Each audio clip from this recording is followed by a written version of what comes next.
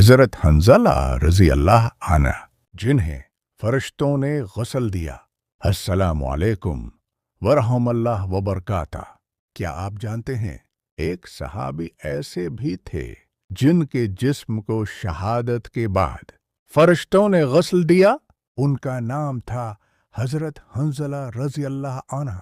حضرت حنظلہ رضی اللہ عنہ کی شادی غزوہ احد سے صرف ایک رات پہلے ہوئی تھی۔ صبح جب جہاد کی صدا بلند ہوئی تو انہوں نے ذرا برابر بھی تاخیر نہ کی۔ نکاح کے بعد غسل کیے بغیر وہ فوراً میدان جہاد کی طرف روانہ ہو گئے، کیونکہ اللہ اور اس کے رسول کی محبت ہر چیز سے بڑھ کر تھی۔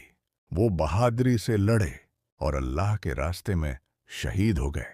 جنگ کے بعد نبی کریم نے فرمایا، میں نے دیکھا کہ فرشتے حضرت حنظلہ کو آسمان اور زمین کے درمیان غسل دے رہے تھے۔ صحابہ کرام حیران رہ گئے۔ بعد میں معلوم ہوا کہ وہ حالت جنابت میں جہاد کے لیے نکلے تھے، اسی لیے اللہ نے فرشتے بھیجے تاکہ وہ ان کو غسل دیں۔ مسند احمد ابن حبان۔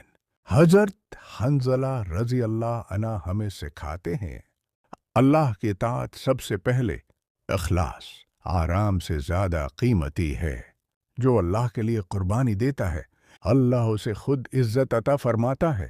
اگر یہ واقعہ آپ کے دل کو چھو گیا ہو تو ویڈیو کو لائک کریں، اپنوں کے ساتھ شیئر کریں اور چینل اسلامک اسٹوڈیو وائسار کو، تاکہ ہم سب ایمان کے ساتھ جڑے رہیں۔ اللہ ہمیں بھی حضرت حنظلہ جیسا خالص دل عطا فرما۔ آمین۔